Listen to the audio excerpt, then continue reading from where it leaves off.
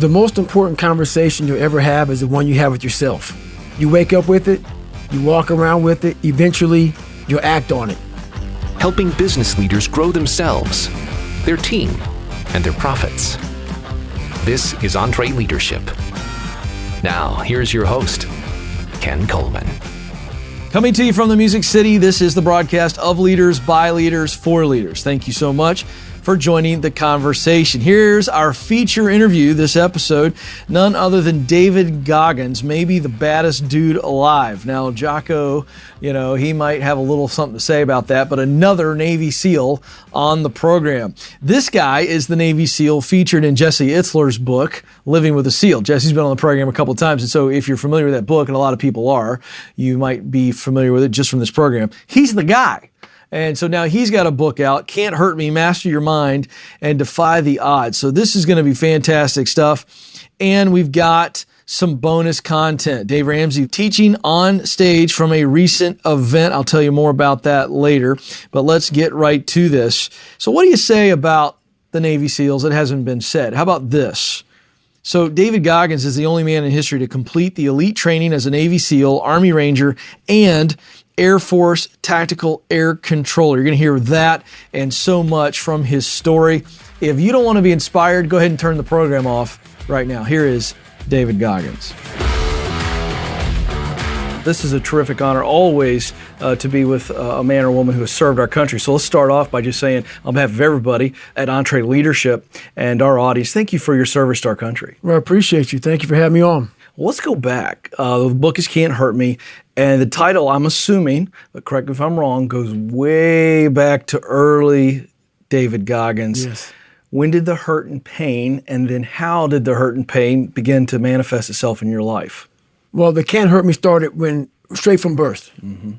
So my dad owned a skating rink and a bar in Buffalo, New York.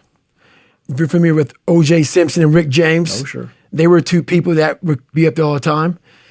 And my dad was a big-time alcoholic. He ran prostitutes. He wasn't a good guy. And he had a hole in his heart, I believe, just a hole in his soul that couldn't be filled. So his insecurities would spill over on my brother, myself, and my mom. And so we got beat all the time for nothing, just for senseless things. So that's kind of where it started when I was young. Unbelievable. And so obviously, there's very few of us that are listening that may even understand what that's like. We won't try to today, but it carries over. It spills over into your academic life. Right. So here you are, a youngster. Your mom, you talk about this in the book, your mom making up excuses as to why you weren't in school. But when you were in school, what did the physical abuse do to you in the school? So what happens is when you have a horrible foundation, and I didn't go to school much at all because basically we worked the family business. Okay. So my dad wasn't much on us going to school at all. He was big on, hey, we have a skating rink and a bar. So from the time I was able to walk, I was in that skating rink, scraping gum off the floors, doing that kind of stuff, and also handing out skates. But I didn't realize until about my second grade that I had a really bad learning disability. And my parents didn't pick up on it at all because they were so busy. Right. My mom was going through stressful times and my dad didn't care at all. So when you're in school and you're not sleeping and you're working all night skates, so I would leave Skateland at 4 o'clock in the morning at 7, 8 years old. 4 o'clock in the morning, I would leave Skateland and we would get ready for school whenever we went to school, which is very rare. And that's kind of how that went. So I would leave Skateland at about 4 o'clock, about a 30-minute drive from Buffalo to where I was at in Amherst, and I went to school. And when I was in class, I didn't understand a single word that was going on because half the time I was sleeping. And the other half, I just couldn't pick up on what she was even saying. So it was just difficult. Yeah. So you get there to school and you're behind already. You got the learning disability. Your parents don't even realize it. What did that do to your self-esteem? Well, my self-esteem started getting beat out of me at a very young age. So when you're getting beat for nothing, just because your dad is an alcoholic, and he wants to put his rage on you, you don't know what you're doing wrong. So when you're young, that's when your mind starts to develop. And my mind wasn't developing at all. So I didn't know right from wrong or anything else. And so my character was very flawed. What I thought was right was wrong. What was wrong was right. It just really hurt my self-esteem, just really quick.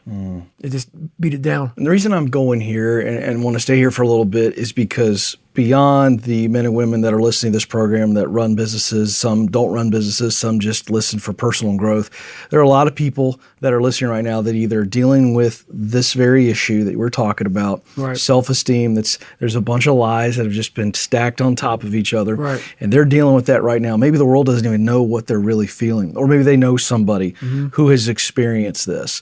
This is so important, and this really speaks to the rest of your journey. When that happens, and again, you talk about this in the book, that there's a voice that took place, and whenever you kind of got some type of ultimate opportunity to look at yourself, what you saw was failure, and right. that just continues to stack on top of itself to where it becomes the new narrative in your life. Right. What did that do to you? Take us from, again, just a snapshot from elementary school, maybe middle school, high school. How did that compound itself in a negative way? So when we finally left Buffalo, after all the physical and mental beatings that my dad handed out, we left Buffalo and I went to to me, even worse environment. I went to a very small town in Brazil, Indiana, where there was about 5 black families. And in 1995, the KKK marched in our 4th of July parade. So that being said, it paints Brazil, Indiana, that's the town I'm talking about, in a very bad light. And there are a lot of good people in this small town. So I want to make that very clear. Sure. But what happens is when you come from a very broken foundation, your mind only sees hate and evil. There was one time I was in my sophomore year, walked in my Spanish class to get my notebook, opened my notebook up, and inside the notebook, someone drew a little character of me in a stick figure hanging from, like a noose on like a hangman game. At this time in my life, I was a sophomore, and I had about a 4th grade reading level because I cheated all through school. Right. All through school, I cheated because I realized I was going to get put in a special school. Right. So I found a way to get by, and this is how I got by. Right. So what I'm getting at is all this, between my stepfather getting murdered, or soon-to-be stepfather getting murdered, all these things compounded into the lowest of low self-esteem. So what started happening was I started lying. I became an amazing liar because I wanted people to like me. When you come from a society like I did, I had zero self-esteem, and I feared things. I had zero self-confidence, and I was looking for anything I could that I could gravitate to. So it was lying. But that's when I realized, and it was a long process, that without having self-esteem, you are done. That's the number one thing you have to have in your life. What was the moment? Take us to the moment maybe where the process began to change for you mentally and your head and heart start to align and go, okay, I've got to make some changes. My mom was working 3 jobs. She wasn't at home ever. So she didn't know how badly. But my job as the man of the house is just me and her. That's right. I didn't want to tell her how bad life was for me, how bad I was struggling, how much school I was missing, how far behind in my studies I was. They sent a letter home to her saying, your son has missed like 25% of the year. These are his grades. She never saw one report card. My mom never saw one report card of mine. So my junior year, she got this. She looked at it, and she was going through so much stress in her life. She looked at me and said, you're going to fail high school. And that was about the only advice she gave me. She was dealing with so many issues mentally. And I sat there, and I went to the bathroom, and I used to have all these different haircuts. And I used to dress all kind of crazy because I was looking for attention because, being one of the only few black kids in school, I was looking for somewhere to stick. And I was like, I must create a character. And I went in the mirror, and I call it the accountability mirror. I went in the mirror as my mom sat me down in the bed and said, you're going to fail. And that's the only advice I had. And my principal, no one had any good advice for me. I was alone. And that's what I talk about the voice in my book a lot. And that voice is God, obviously. But I went to the mirror, the accountability mirror, I looked at it and I said, my God, man, you are on your own. And what are you going to do about it? And that's when I slowly started to change my life. But, it doesn't happen that quickly. But I slowly started to change when I was about 17 years old. I went to a recruiter's office, and the recruiter said, hey, you have to take an ASVAB test. And like I said, I had a 4th grade reading level my junior year. So long story short, I failed that a few times. I had one more chance to take that test. And that's when I really developed my work ethic. And how I learn, still to this day, is I have to get the books in advance, and I have to literally get these spiral notebooks and copy down every single thing in that book and put it to like a photographic memory. Oh, yeah. And so I will go through and say, okay, page 71, I saw that question. I'll go back through, 'cause I knew I had it written it down like 35 times. Yeah. And that's how I recall it now. So even to this day, that's how I develop all my work ethic. Wow. So you passed the test. You're 17? I'm about 18 now. Okay, 18. Yep. You passed the test. Take us through the next season here. So basically now, I want to be Air Force pararescueman. Right. And so I couldn't even swim. And in special operations, I didn't even know this. There's only 1% of African Americans in special operations, totality-wise, as far as Navy SEALs, Army Rangers, Green Berets. And let me ask you this. This is a good one. I want to ask, what led you to this specific area of service? Was it random? Well, my grandfather was in the military Okay. for about 30-some years. And I was obsessed with the military growing up, just obsessed with the uniform. And I knew that was my way out, the military. But I didn't know you had to actually be intelligent. I thought it was just about push-ups and sit-ups. Sure. So to be a pararescueman, they gave you this warning packet. It was a warning order. And after I passed the ASVAB test, they gave me this packet. It was like, okay, like a training packet. Push-ups, sit-ups, flutter kicks, all these different things. The very last page talked about swimming. I figured I'm a pretty good athlete. Swimming is easy. I'm negative buoyant. So why there's not a lot of African Americans in special ops? Because over 70% of African Americans are negative buoyant. Right. Which means they sink. That's right. And it's not due to muscle mass, it's due to bone density. That's right. So when I went to the pool, I tried to float. That's the first thing you have to do is learn, just learn to float. I sank like a lawn dart. Yeah. I'm at the bottom of the pool, walking the bottom of the pool. So this lifeguard came over and says, hey, I can help you out. I've taught thousands of people how to swim. He tries to help me out. I lawn dart the bottom of the pool again.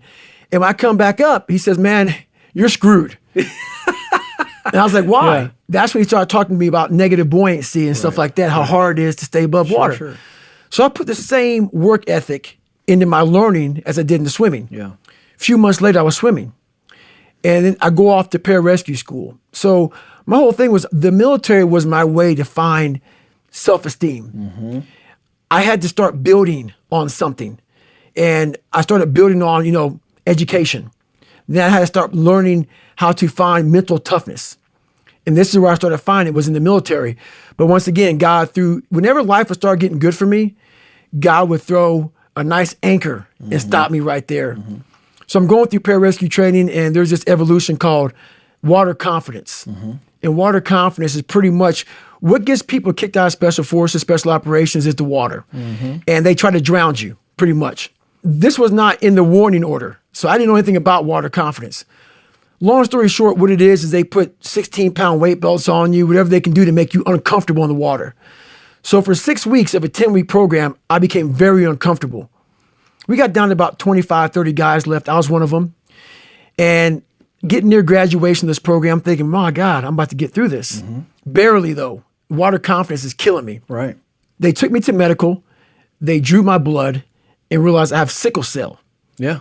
So sickle cell is a blood disease that some African Americans have, which is not good. No. So they took me out training for a week. And when you go from being uncomfortable, that's your lifestyle, you get used to being uncomfortable. Right. When you go back to being comfortable, your mind says, I don't want to go back to being uncomfortable again. That's right. So I was like, I don't want to go back to the water. So my whole mindset was, I want to get out of this training. So I was hoping that they were going to medically disqualify me from pararescue program. That didn't happen. A week later, the doc called me in the office and said, hey, guess what, man? We're going to put you back into training. I was like, okay, well, I missed a week. I got about 2.5 weeks left. I can do this. I went back to the CEO, the commanding officer. He said, hey, guess what? We're going to start you back from day one. And when he said that to me, my mind went back to the old David Goggins. So I thought I changed. Learning how to swim, learning how to read and write. All I was doing was attacking the surface. I wasn't getting down into the dungeon of what was really bothering me. So whenever tough times would happen, any tough time that would, really tough time that would happen, I would go back to the sewer of my mind. So this happened. I went back to lying. I said, hey, you know what, CO? This guy, the doc didn't know about sickle cell. He didn't give me a good reason why. He's talking about sudden death, heart attack, stroke. I'm not comfortable. So he gave me a medical from pararescue. So he allowed me to leave. But I really quit. I didn't want to go back in the water again. Right. And that's when I went from weighing 175 pounds to 297 in about 3.5 years. Wow. So I did a job called TAC-P, controlling fast movers behind enemy lines. But that job wasn't a job that I wanted. And the spiral of depression, of trying to find things that I was comfortable doing. And whenever you find things that you're comfortable doing, you're going away from the journey of life. And I was going so far away from my journey that my weight showed my whole mindset. Yeah. Well, we're going to keep going forward, but I want to stay here for a moment because one of the chapters that I've pulled out to talk about is chapter 5, The Armored Mind. Yes, sir. And you talk a lot about negative self-talk. Yep. And we all have a negative voice. That's right. Some of us deal with it more than others. Right. Some of us, we deal with it in different times. It manifests itself very, very different for all of us. Right here in this story, I want to go right back where you left us. You lie, you get yourself out of that particular service. Right. And then you put on all this weight over 3 years. Was it the negative voice? How did the negative voice lead you to the weight gain and kind of keep you in the sewer, as you say?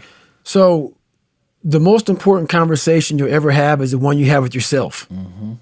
You wake up with it, you walk around with it, eventually you'll act on it. And my self-talk was the most disgusting self-talk of all time. So the sewer of my mind, like I said, you have to go back in there and fix things. A lot of us are afraid. Like right now, 20 years ago, you wouldn't find me on this show. I was too embarrassed to tell you I stuttered, I lied, all these different things, getting beat up, getting bullied, whatever happened. But that's where the true transformation starts to happen. When you can look at people, anybody, thousands of people, one person, and say, hey, this is who I am. And this is where I have to fix myself. And this is where it really happened. I thought it happened when I was in, 19, 18 years old trying to pass this military test. Right. It happened here when I was almost 300 pounds, spraying for cockroaches, making $1,000 a month. And, people called me dumb. My dad called me so many things, not even funny. Being beat just stripped me of all self-esteem. This is when I realized I was alone on this earth.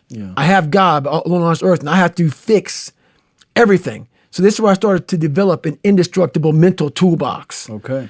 So I came home one night after spraying for cockroaches, and literally I was praying at Steak and Shake, and I would go across the street to 7-Eleven. I had a 45-minute commute home. So I worked from 11 o'clock at night to 7 o'clock in the morning. Okay. I had a 45-minute commute home. And my stop would be, Steak and Shake, chocolate milkshake, across the street, 7-Eleven, box of mini chocolate donuts, and I would eat that on the way home. Yeah, sure. When I come home, I turn the TV on, I take my shake because the box of donuts they were killed. Oh, yeah. I kill those. Yeah. Go back to the back, turn the TV on, and take a shower. Listen to the TV while I'm taking a shower. This day, I heard these guys on the TV talking about Navy SEAL, toughest, class 224. So I heard stuff about Navy SEALs. These are the baddest of the baddest. Yeah. So I come out, and I'm watching this show while I'm drinking my shake. And when you're watching the show of guys who are putting it out there, and they're quitting left and right. Oh, sure. Just can't handle it. They're going through Hell Week. They show them going through first phase, second phase, third phase, and they're dropping like flies. I looked in this one guy's eyes who was ringing the bell to quit, to put his helmet down out of Navy SEAL training, and I saw myself. And I saw what everybody said I was going to be, which was nothing. What I said I was going to be, that conversation you have, that's who I was. So that's why I lied to people to tell them a different version of the truth. Sure. I had to make all those lies reality. I had to make them real. I had to become a real person. So that's when I put in my mind that I'm going to go to the toughest military training on the planet, where it has the most water, the thing I was scared of the most. I had to go back. So a lot of us run away from our fears. Sure.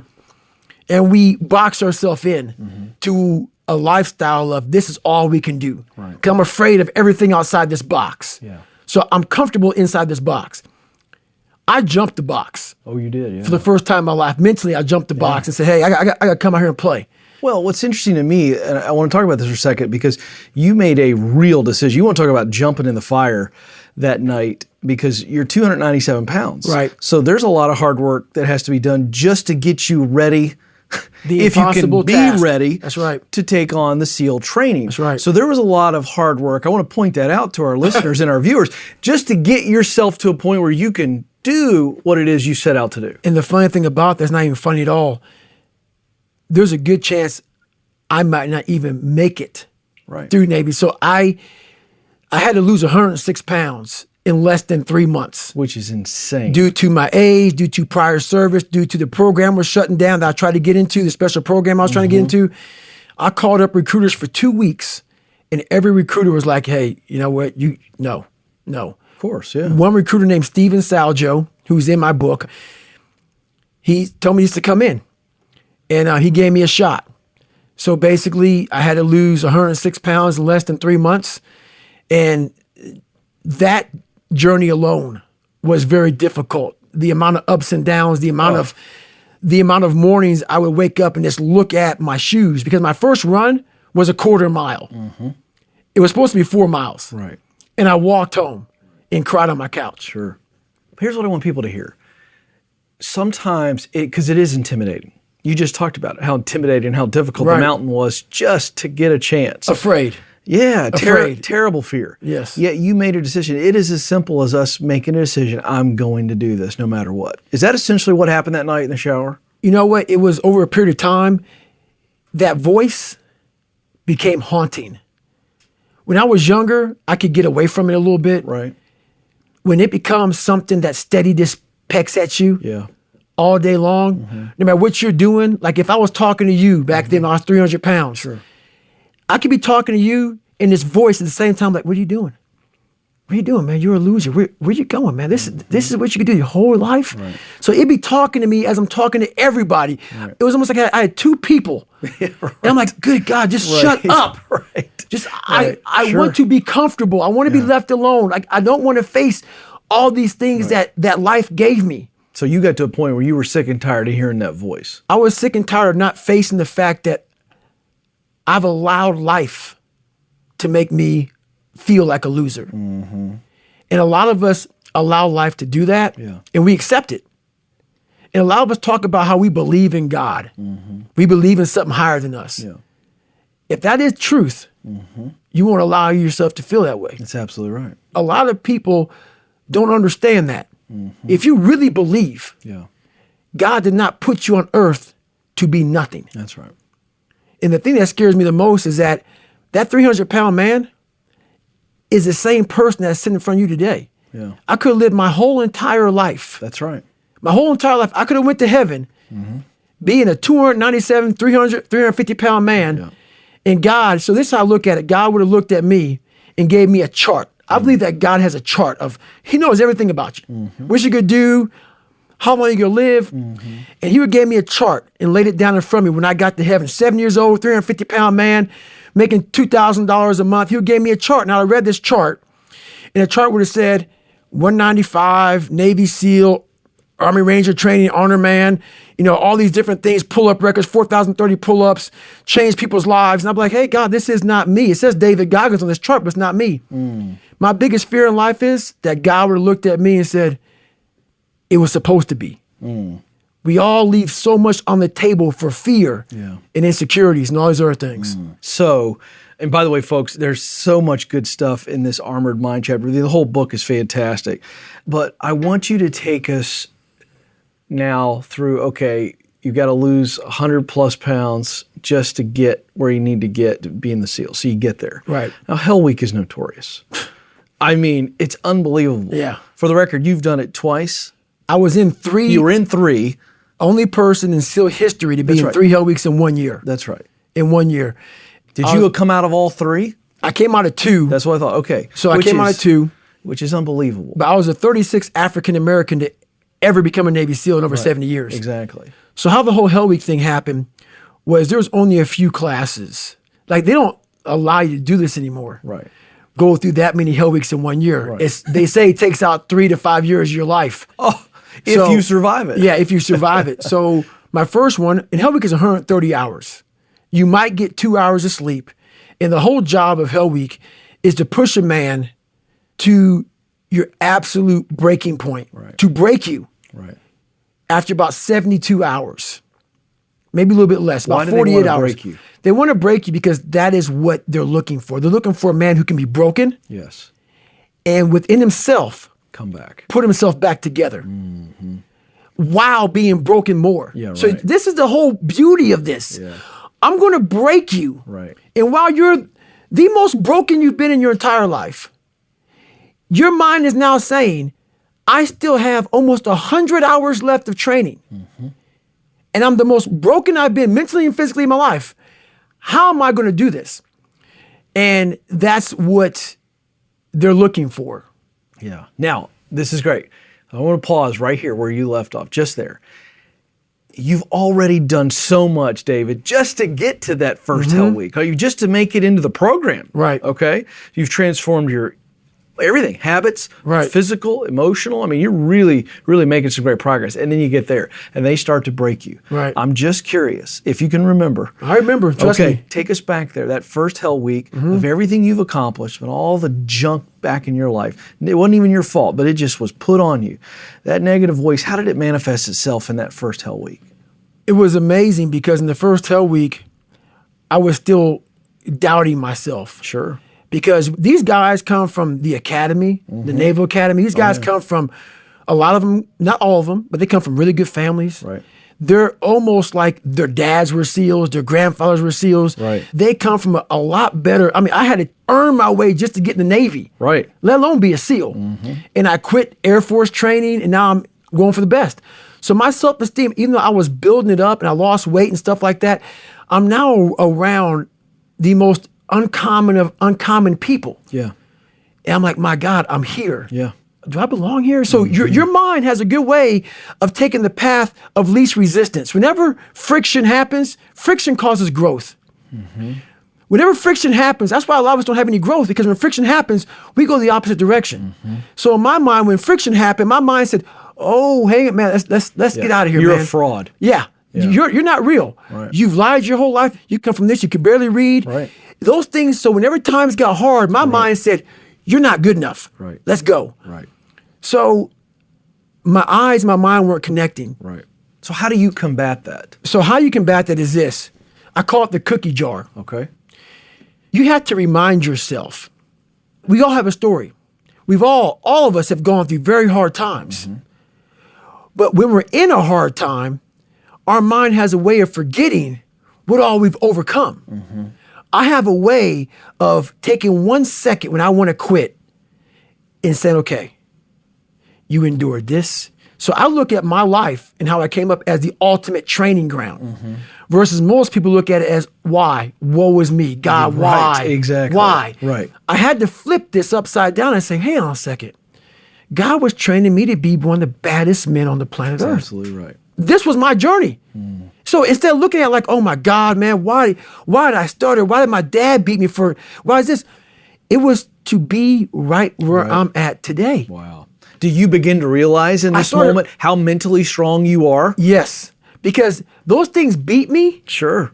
But they didn't kill me. No, not at all. And I was able to work around them and figure out ways through it.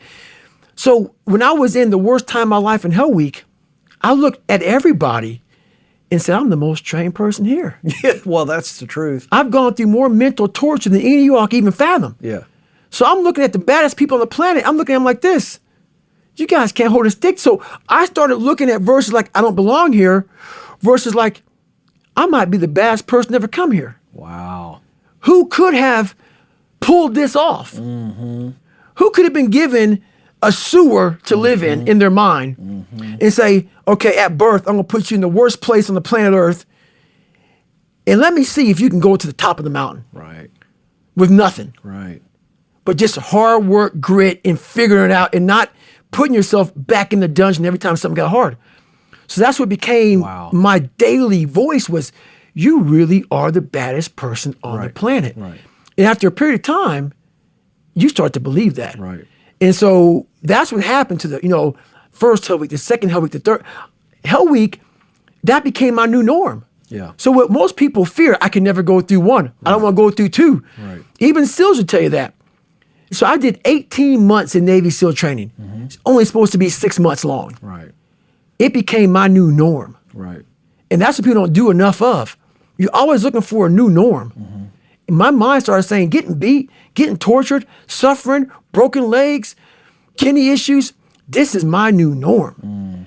And my mind started changing with the reality of who I want to be. Yeah. And let me ask you this, because what I'm hearing and what I want our audience to really grab onto, David, is that past pain, if we go back and we own it and examine it, get healthy to the extent that we can now turn it into, hey, this has prepared us for future pain. That's right. And so when you're in that training, again, all of us, we have no idea. We're just watching movies.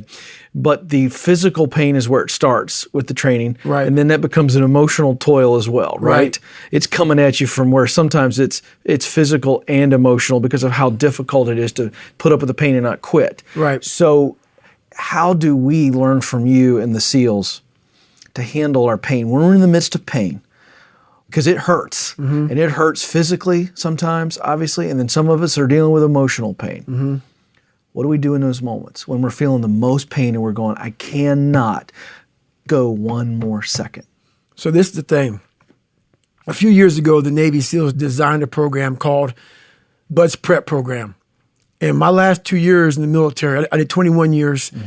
They sent me down to Great Lakes, Chicago, and we were training these guys to get ready to go to Bud's SEAL training because a lot of guys weren't getting through. We thought this program would help them get through. So these guys would leave our program studs, push-ups, sit-ups, swimming, everything. But the numbers were the exact same. So I was scratching my head, like, how in the world can these guys go through 2 months of this before they get to Bud's and still quit? And I'm going to answer your question in a second. No, go for it. I started going back through my mind and realizing one thing. We were building bigger, stronger, faster quitters. Why is that? If you don't work on the one thing, the most powerful weapon in the world is your mind. Yeah. So the answer to your question is this. Whether it be physical pain or mental pain, we all have to start from zero with pain. And what that means is, if you don't go back, we all have something that bothers us. Everybody in this world is insecure about something. That's right. Something in life, whether it be your family, your mom, your dad, your brother, your sister, your wife, your husband, your kids, something has messed you up. And whenever you're in physical pain, even though you might not be thinking about that mental stuff that happened to you, your mind is thinking about it. All these dungeons that we've created, all these trap doors that our life has created. Most of the time we quit is because we don't have any mental tools to get us through the other side. So my whole thing for people is you have to examine, why are you doing it in the first place? What makes people quit so much in SEAL training and all other special ops training is the mind. It's always comfortable to sit there, you're watching the Navy SEAL show, Discovery Channel, you're in a 72-degree house. Oh, yeah. You have your lemonade, your milkshake, whatever. You're like, I can do that. Oh, sure. You're comfortable. Although I'll say this, I never say that. Well, some people do. Yeah. A lot of folks think, because it feels very comfortable in that comfortable environment. Oh, totally, absolutely. The second you get out there in that environment where it's 40 degrees, like in my third hell week, we had a guy die of pulmonary edema, died out there in my third hell week. Oh, no. You have to really want whatever you're going for. Yeah. If not, all these questions that come up, like you said, how do you go one more step further? Yeah. Your mind's going to ask you all these questions. How can you go one more step further? If you don't have the answers to that, and I can't give them to you. Yeah, that's right. You have to know, why am I here? For me, when I was going through SEAL training, I was willing to die. So all these negative questions that kept on coming up in my head, I had the answer for them. It's those people that don't have the answer for those negative questions. Right. And if you can't answer those questions, you will quit. Right. You will quit. That's good. I believe very much in the power of psychology. I really do. I use a lot of the techniques and principles on my own radio show. And the studies of the brain is so powerful. But while you're not a psychologist, you are somebody who's overcome some tremendous mental battles. and I think we can take something very practical. You have trained your brain as much as you've trained your body. I mean, I'm sitting here looking at you, and you probably have 0.0% body fat. Right. But what I'm most impressed with is training the brain. Would you say to those of us that are listening and watching today that every time you would get through a day of Hell Week or just a day of training, whatever it was, that the mind does almost like a muscle, the voice does change and you can train the negative voice? The mind, as you know, is not a muscle, but it almost is. Yeah. It really is. Right. If you stop going to the gym, right, your muscles will atrophy. Yeah. If you stop training your brain, same thing will happen. So I learned to callus over. I did 4,030 pull-ups in 17 hours to break the Guinness Book of World Records. Your hands become very calloused. Calluses protect your hands. Mm-hmm. What I learned to do is through mental hardening is callous my mind. Mm-hmm. I had a victim's mentality. I learned to callous my mind over the victim's mentality. And you have to be willing to put yourself in very difficult situations at all times to be able to do that. So my big takeaway of life is if you're constantly taking the easy way out, you're never going to callous your mind. I was at MIT. They called a person like me to MIT to speak to some of the biggest head guys on the planet. Oh yeah, these guys. Brains. Oh, brains. So I was on this panel, and I'll talk about it in my introduction of my book. And all these brainiacs were there, and they called me in. Like you say, I didn't go to college for this, mm-hmm, but they're all theorists. Mm-hmm. I'm a practitioner. That's why I asked you. Absolutely. That's the difference. Mm-hmm. And so they're all sitting there, all these great, smart minds from MIT are asking these brilliant guys questions. I ain't say a word. Mm-hmm. I'm like, I'm intimidated. Right. But I know that half of what they're saying is wrong. Because what these theorists did, even though they're very smart, what these theorists did was they took a poll on normal people. And this is what you get. Of course. This is what we cannot do. So theorists love telling you what we cannot do. Mm. This is what we can do. Right. So one person in the crowd asked me a question, why aren't you saying anything?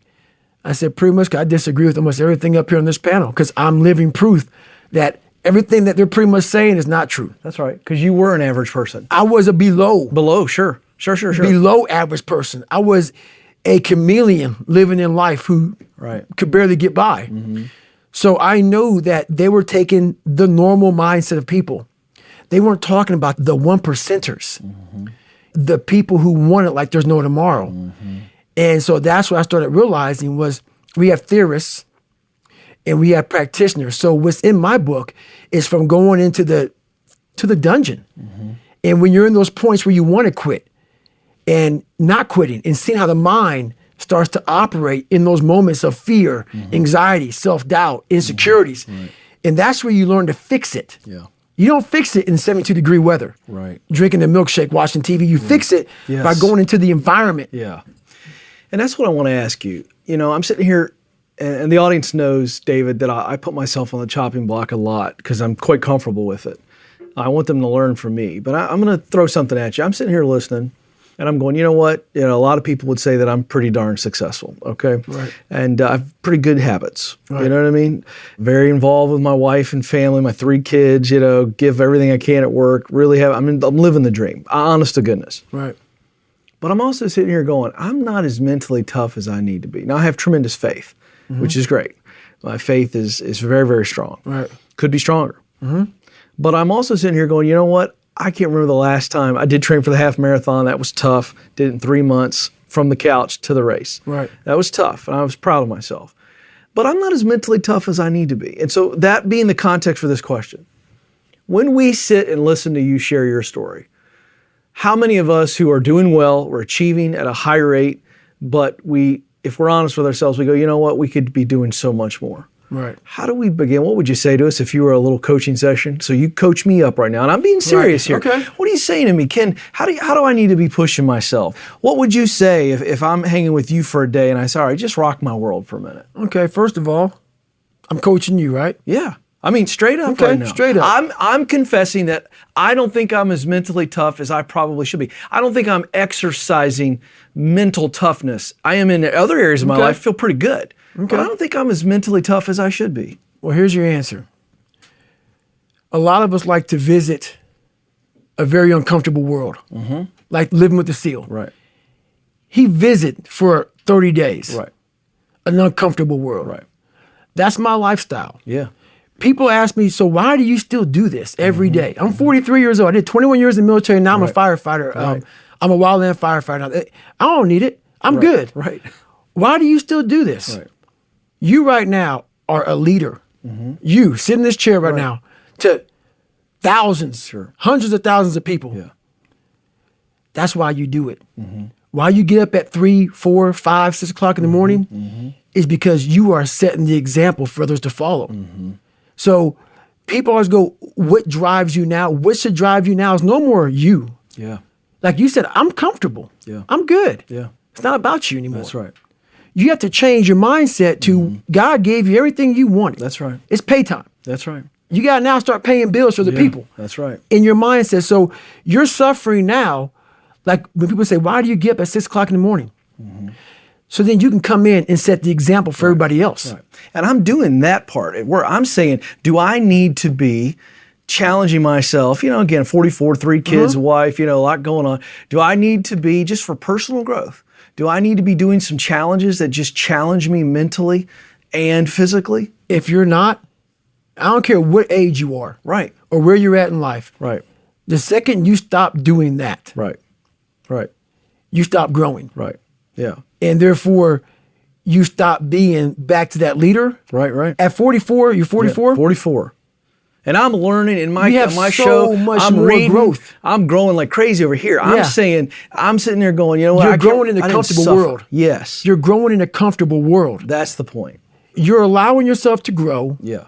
in a world that you are fine growing in. Yes. There's no real growth there. Yes. Okay, good. Now you're stepping. This is good. You're stepping on me. There's This no is what I real need. growth there. That's right. The real growth is right now, you don't want to, you know where you should go.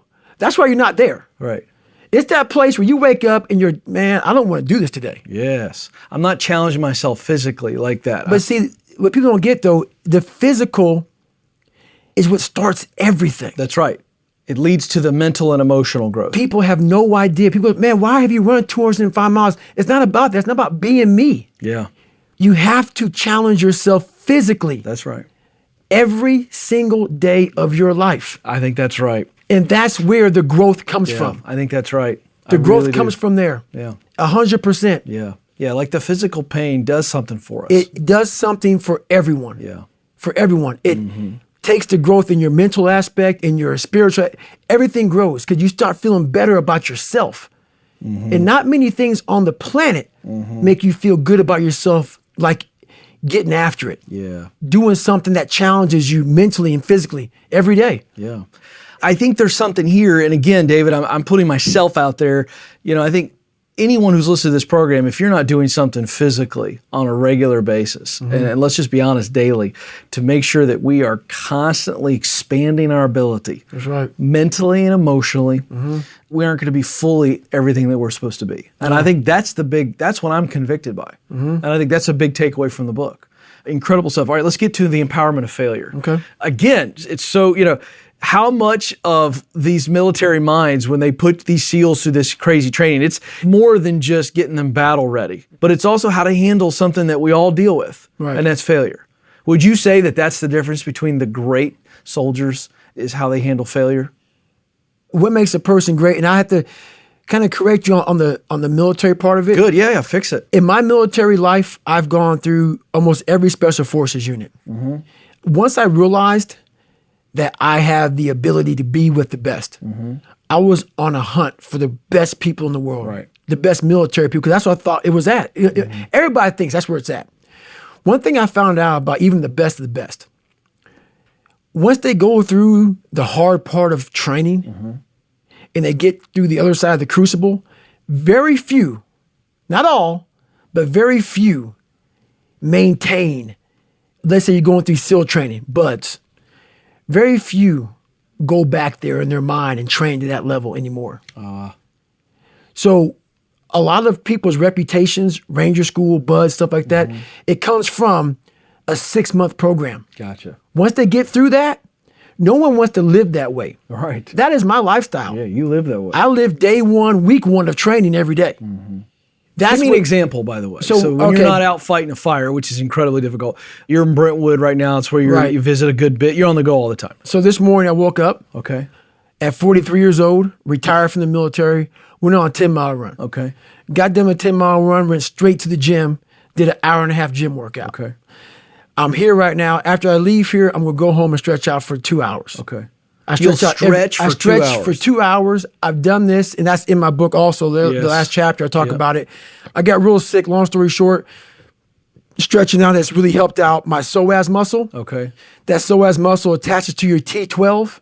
There's a lot of nerve endings going through there. What's the psoas muscle? Where is that? It's your hip flexors. Oh. So all of us who sit down like I'm sitting down right now, whenever you're in that fight or flight mode, let's say you're driving your car and the car's coming to hit you, you get that tense. So my childhood all the way up till now, it's been this squeezing. So about 6 years ago, I got to the point where I couldn't get out of bed. The docs couldn't figure anything out, nothing out with me. And I had this huge lump on the back of my head from my spine being compressed. I had these huge lumps on my hip flexor muscle, psoas area. Right. And it's the only muscle that attaches your lower body to your upper body. Okay. And I just slowly started stretching out. I said, I'm going to probably die. The docs couldn't figure it out. I was slowly dying. It was literally collapsing. Like there was no blood flow to organs of my body from all the stress in my entire life. Started stretching out. I was on all these medications. 6 years later. No meds. I'm on one medication. Really? And I was on about 17, 18 medications. Wow. So the 2 hours of stretching continues to help the body. The mind also. The mind. So that, because you're quiet, nothing else going on. That's right. But what happens is when your psoas is so tight, it sends all these different hormones to your mind, making you extremely stressed. Mm-hmm. And so by stretching out, it releases that muscle. So when that is tight, even you can be relaxed. That muscle being tight is tricking your mind, saying we're in a stressful situation. Interesting. Firing you up, firing your mind up. Would you tell people who struggle with anxiety to give that a shot? People who are having any kind of surgery on their knees, hips, back, neck, shoulders, if you don't have full range of motion, and I'm telling you right now, I have so much I could talk about this. Right. You need to, first of all, get full range of motion before you let somebody cut on you. Gotcha. If you're dealing with anxiety, any kind of issues like that, a lot of it has to do with your muscles in your body being tight. I couldn't sit down here for a minute with you 6 years ago. Right. I had trouble sleeping for 7, 8 years. I'm talking about sleeping for 2 hours a night. Wow. Was it. Because of all this adrenaline going through my body. And when you start in this hip, because you know how many people are dealing with anxiety? Tons. I mean, they're on medication. 100%. And what you're saying is you start with those hip flexors. You start with your quads. Because your quads are so big, they get so tight. Okay. And once they get tight, they start pulling on everything else. Okay. So open your quads up first. At least that's what I did. And then work on those hips. You got to open those hips up. You have to open up that hip flexor muscle. And then you want to release that back. Because a lot of people have back problems. Yeah. A lot of times it's just that psoas muscle literally just pulling. Yes, pulling the back muscles Pulling down. that back muscle down. Wow. Yeah, unbelievable. There's so much, but I figured this out literally by saying, I can't run, I can't go to the gym, Right. I'm sitting here dying. Right. I'm real tight, just let me start stretching. So I shave my head almost every day. Right. As I was shaving my head, I started realizing this bump was going down. Interesting. And the more the bump went down the back of my head and on my hip flexors, the more I started feeling better. I go, there can't be a correlation here. Mm-hmm. There was 100% correlation. Wow. Now, this isn't any doctor. Yeah, no doctor. This is all me. Sure. I don't know if it's true or not. I know for me, it changed my entire life. Wow. Well, just something, it's very interesting. The little nugget there for you leaders out there. This is a little physical nugget. Good stuff there. Well, let's talk about failure. You know, you have a chapter 10. It's entitled The Empowerment of Failure. You know, we've got men and women that are listening here that, again, they're entrepreneurs or they're leading in business or maybe they're young and they want to make the most of their lives. And, you know, you and I have been blessed to be around some great people who've really taught both of us that failure is actually a prescription for success. You know, 100%. My good friend and mentor, John Maxwell, wrote a book called Failing Forward. Right. Years later, retitled it, Sometimes You Win and Sometimes You Learn. Right. I just want you to encourage our audience on how they need to embrace failure. Well, what's funny about failure is we're afraid to fail a lot of times because we're afraid to get those people telling us that we're not good. That's right. That we shouldn't try again. Mm-hmm. This is how I look at it. First of all, those people are going to be there. And 99.9% of those people who are in your ear after you fail haven't even tried what you're attempting to do. That's first of all. But they have a voice. So that voice needs to be, we're done. You don't need to talk to me anymore. Like when I failed the pull-up record, I was going for 4,020 pull-ups. And I failed it twice before I finally got it the third time. I had so many people telling me, you can't do it. And I was like, how many pull-ups have you done in your life? So that's the first thing. Look at who's talking to you negatively first. And failure is the only way to grow. The only way to grow for me. Everything I've ever succeeded in, 3 hell weeks. Everything, Ranger School, everything I've ever failed, I failed miserably so many times. But what you do with that failure is you go back, you learn from it. And not just learn from it, I call it the live autopsy. Where you get all this stuff, you get a scratched piece of paper, and you start writing down, don't even acknowledge the fact that you failed. You're looking at it almost like the daggone light bulb. Like, okay, this went wrong, that went wrong, that went wrong. And then you go back into it. All failure is a tool for success. It shows you how to get there if you're willing to stay in the fight. Yes. That's the hard part, though. After failure, all these voices start to say, no, we're not good enough, we're not good enough, we're not good enough. No, we haven't tried enough. And that is so true. We just haven't tried enough. But yeah, without failure, I wouldn't be who I am today. Before I let you go, I wanted to close with this because we opened with the tragedy from your father, who I love how you said it. He was a hurting man. Yes. Who hurt you, hurt your brother, hurt your mom, probably countless other people. I want to talk about another F word, and that's forgiveness. Curious if your dad's alive, is there forgiveness there, your forgiveness for others who did so many harmful things to you, maybe people that you've never been able to forgive in person, people that use racial slurs, called you dumb, called you fat, whatever. Just curious, a tough man like you who's overcome so much, how has forgiveness played in it? So when I was 22 years old, before I went to the Navy SEALs, and I was almost 300 pounds, I saw my dad through an 8-year-old's eyes. I saw him drag my mom down the stairs by her hair after he knocked her unconscious. I saw him beat me so bad, me and my brother so bad, that we couldn't go to school because my mom had to write us a letter excusing us from class. So at 22 years old, I went back to see this man. He's now dead. And I went back to see, was he as bad as I thought he was? Because now I'm an adult. And I went back and he was. Same guy, same evil man. So talking about forgiveness, what I learned about people who bully me, my dad, and so many other people out there, forgiveness is important, but how you're able to forgive people, it's not like you can just walk in and say, hey, I forgive you, man. We're good. No, these people did damage on you. It's not that easy, no matter if God's in your life or not. How I do it is this. You have to go in and examine the person that hurt you. Take yourself out of it. Whatever they did to you, take yourself out of it. I had to look at my dad through a mature man's eyes and say, okay, what causes a human being to be this way? What makes a man beat someone like he beat me, my mom, my brother like that for no reason? What causes so much hate? And I started to study him. And I started realizing he had a lot of issues. The people who made fun of me, you look at them, you look at where they live, where they came from, their childhood, their upbringing, their mom, their dad. Everything comes from a source. So you got to take a different vantage point in life before you forgive. All the evil in the world, it comes from something. So that's what I was able to do. I was able to go back, look at my father and realize to make a man this evil and have this much hate, it came from something it did. It came from how he came up. And that's what makes it easier to forgive. That a lot of times it's not you.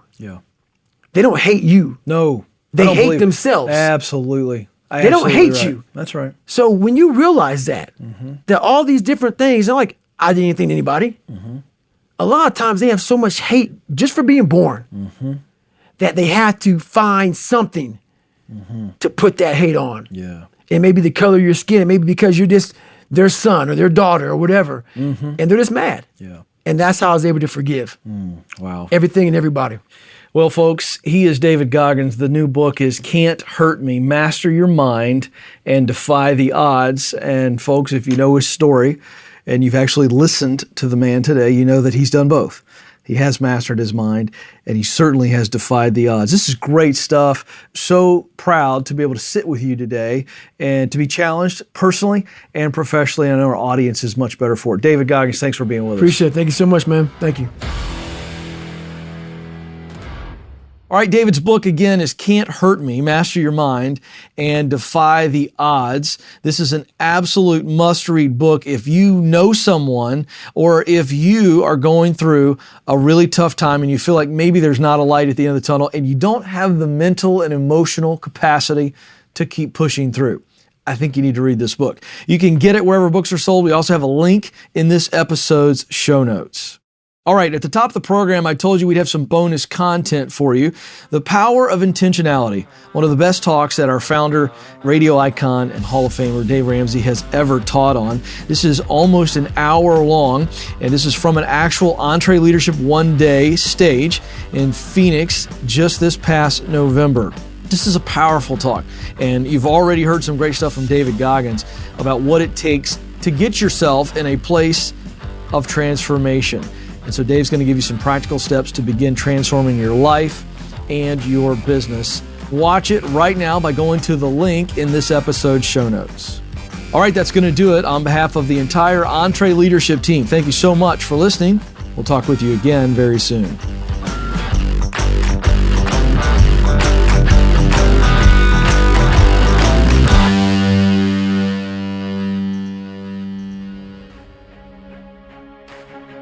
Hey folks, I want to make you aware that we have other great podcasts from Ramsey Solutions.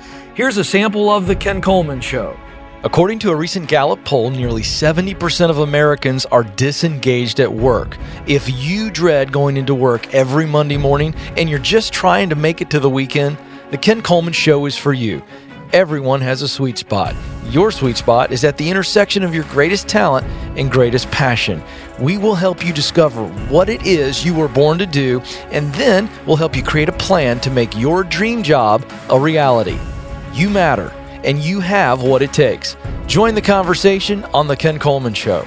To hear full episodes, just search Ken Coleman in iTunes or go to kencolemanshow.com.